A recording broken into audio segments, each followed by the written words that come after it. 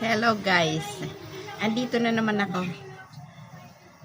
Ayan, sa ngayon ang ipapakita ko naman sa inyo ay ang aming weather dito sa amin na napakalakas ng ulan. Ayan, pero sa ngayon tumigil na ang ulan.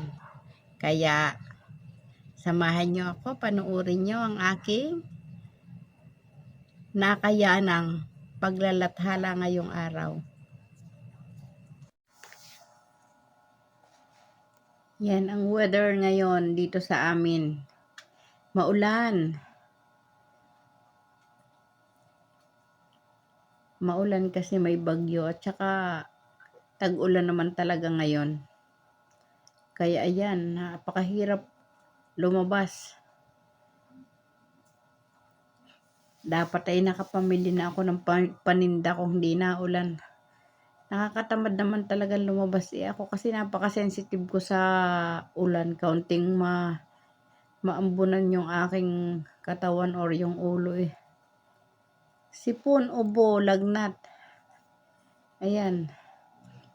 Ewan ko ba. Buhat nung ako'y nagkasakit ng matindi-tindi, ako'y ganito na. Kaya kailangang mag-ingat sa katawan.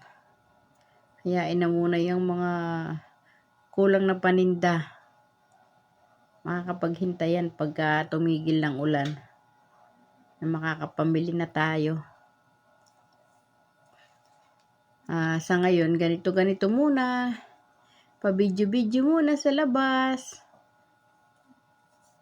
Bawal magkasakit, magastos. Napakahirap kumita ng pera tapos magkakasakit ibibili lang ng gamot ang kikitain di ayan.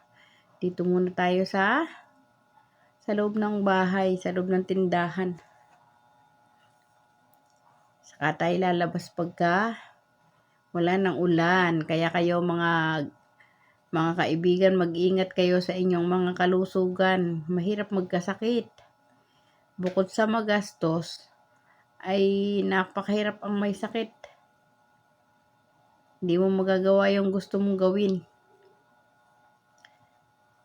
Maraming trabaho at maraming umaasa. Kaya dapat laging malakas ang katawan. Diba? Ingat-ingat sa panahon ngayon. Kailangang pagka wala ka rin lamang sadyang mahalagang bagay sa labas, huwag na munang maglalabas.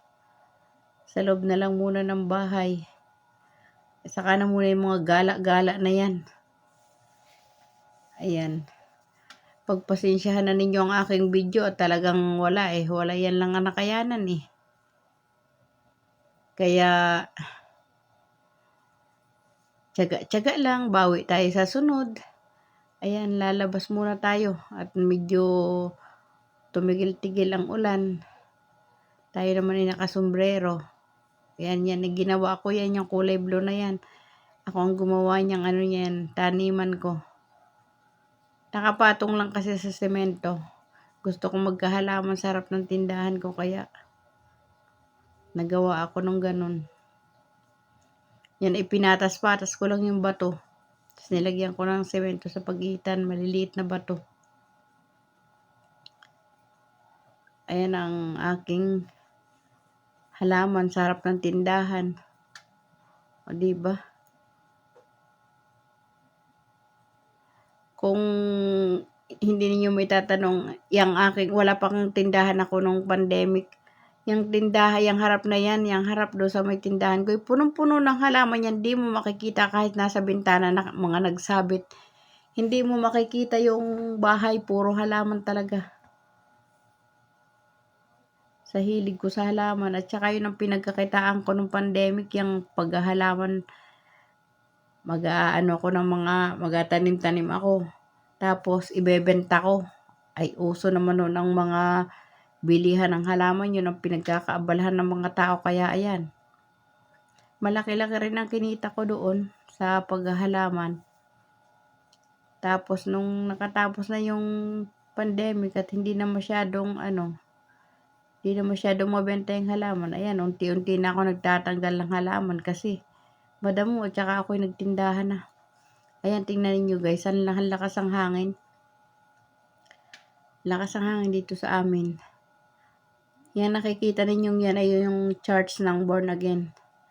Ayan, kaya hindi pwedeng mag-voice over ako pagka or umakit ako sa live pagka anong araw, Miyerkules, Sabado, ang iingay ng practice, tapos Linggo, yung simba nila. Ang lakas ng tambol. Ayan, yung mga alugbati naman ngayon ang natira dyan. Tinanggal ko na yung mga sili-sili.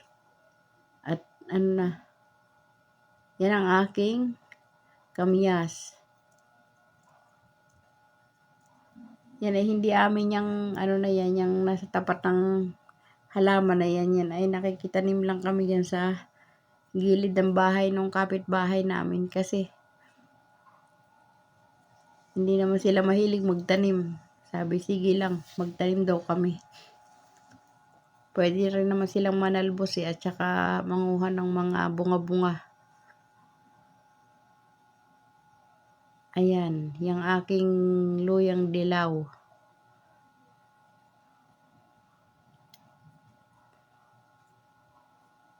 Tira ko yan nung ako'y kinemo. Inilubog ko dyan.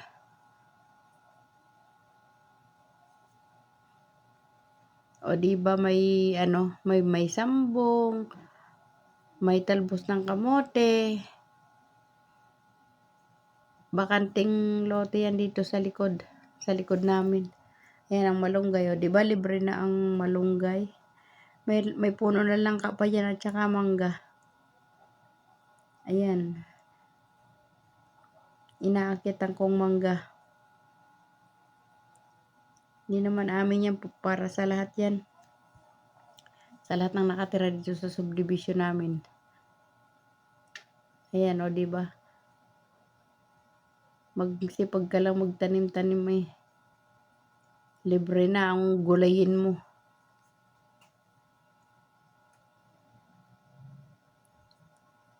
Ayan o, ganyan ang sitwasyon dito pag nag-uulan. Nagbeberdihan ang paligid. Ayan o, dragon fruit yung nakikita ninyo yan. Dragon fruit na pabayaan na lang nung may-ari. Matanda na kasi yung may-ari.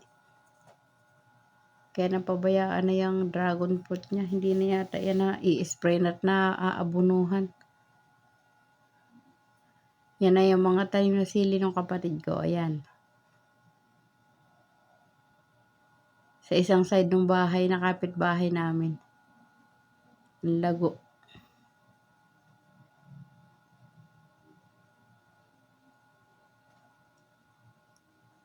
O ayan naman ang isang side noon ng bahay na yun. Yung may tanim na alugbati. Di ba palibot ng bahay nila tinaniman namin ng kapatid ko. Mahilig talaga kami kasi magtatanim-tanim. Para libre ng talbusan, talbos na lamang. Ito mo yung tanglad. O, di ba? Bibili ka pa kung ikaw magtitinola. Ay, ayan. Libre na dito. Magsipag ka lang.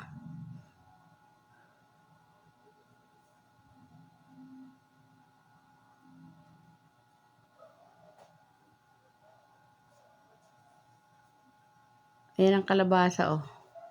Mataba. Di ba pwede ang kalabasa dito at malago. Masyadong malago yan. Nakakahiya na sa kapitbahay.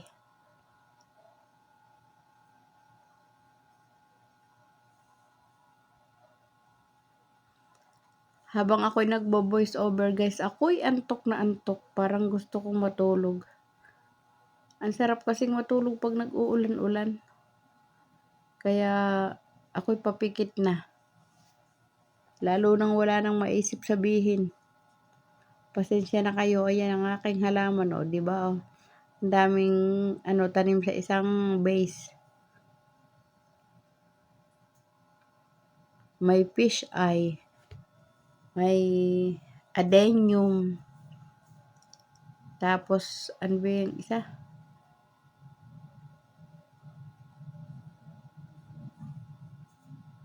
Ayan, variegated yan. Maganda yan. Binigay nung kaibigan ko yan sa Mindoro. O, diba galing Mindoro pa? Yan naman yung iba, oh.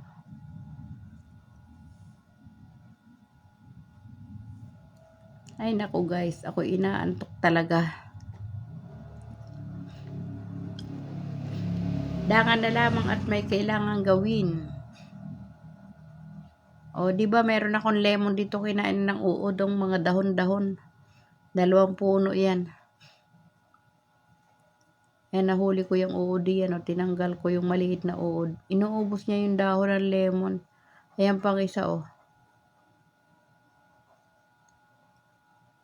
Tapos yung snake plant ko nagbubulaklakan na.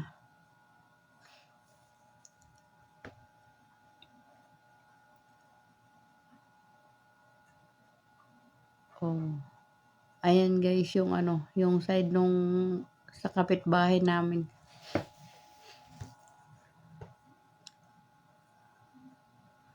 And kung makikita ninyo, kung mapapansin ninyo yung tiles nung kabilang bahay ay halos kaparehas sa akin tindahan.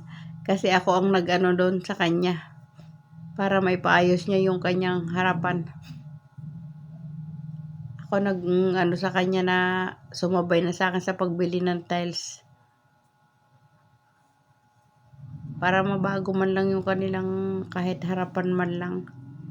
Di na nga naasikaso yung kanilang loob ng bahay, di yung harapan lang ay maganda. Kaya nakabili-bili siya. Ayan, nakisabay sa akin sa bilihan. O, di naging maayos yung bahay niya.